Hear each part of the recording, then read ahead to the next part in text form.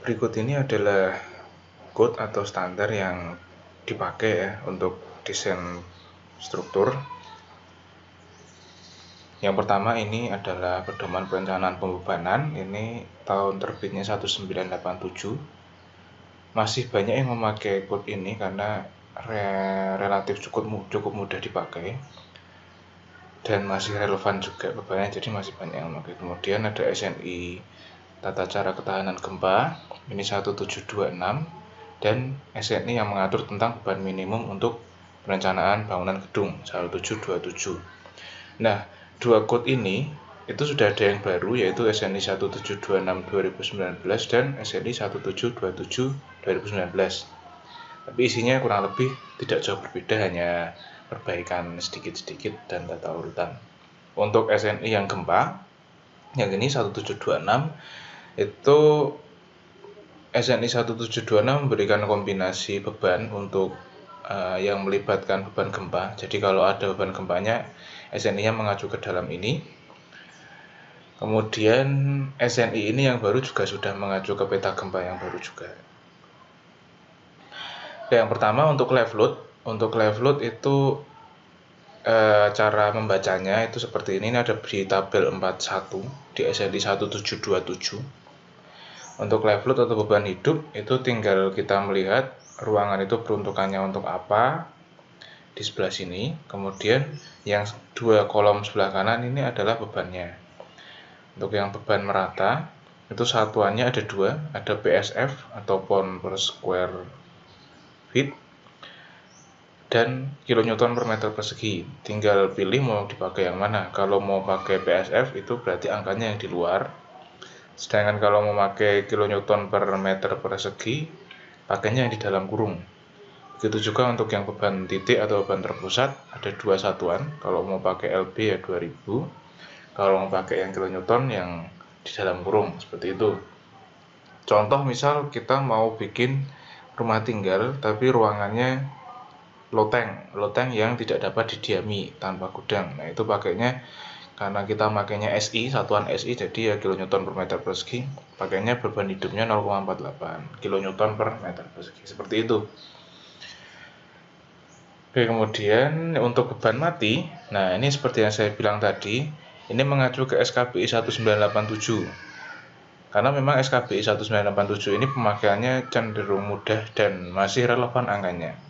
Misalkan kita mau menghitung berat baja, jadi cukup dihitung volumenya, volume per elemen, misalkan balok atau kolom, dihitung elemen tersebut volumenya berapa, kemudian dikalikan dengan berat volume yang ada di sini.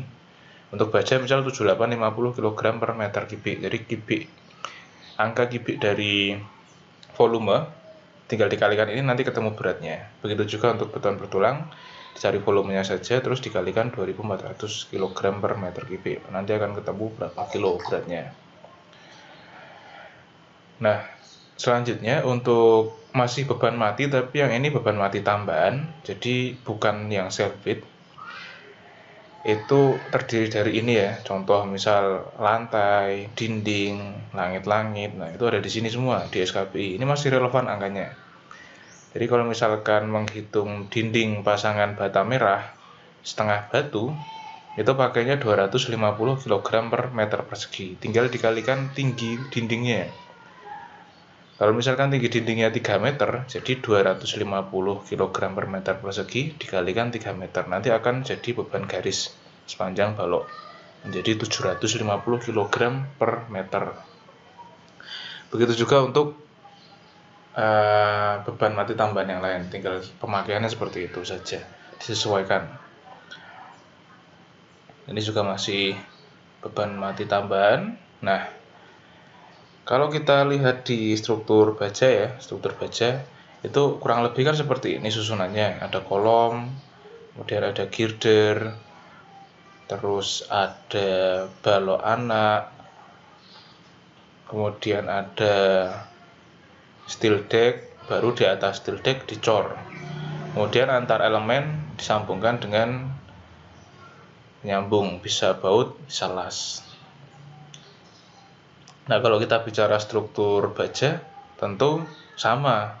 Hanya saja bisa dilihat di sini Untuk elemen beton ini sebagai lantai, dia beda sendiri ya. Kalau yang lain itu elemen baja, untuk yang lantai ini beton. Jadi hati-hati ketika menghitung struktur baja, jangan sampai tertukar beratnya. Ada yang baja, ada yang beton. Nah, ini contoh penghitungan untuk berat per lantai. Jadi lantai itu kan ada concrete slab sendiri. Di atas concrete slab itu kan nanti ada pasir, lapisan pasir kurang lebih 3-5 cm. Di atas pasir ada spesi atau aduan sekitar 2-3 cm. Kemudian di atas spesi ada keramik. Nah, di atas keramik baru ada live load. Nah, yang perlu dihitung ini nih, beban mati yang ini.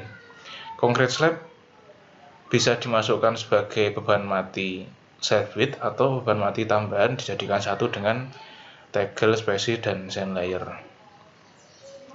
Tegel dengan berat 10-15 kg per meter persegi ini sudah, langsung tinggal masukin saja, diambil tengah-tengahnya saja mungkin rata-ratanya. Kemudian spesi, lapisan spesi adukan katakanlah diambil 2,5 cm, jadi 0,025 ya, 0,025 meter, terus dikalikan 1 kali 1 karena hitungannya nanti per meter persegi, kemudian dikali berat volume, ketemu sekian. Untuk tanah juga sama, diambil 5 cm, dikalikan 1 kali 1 kali berat volume, ketemu sekian. Kemudian dijumlahkan, nah itu akan menjadi beban mati. Di atasnya nanti baru ada beban hidup.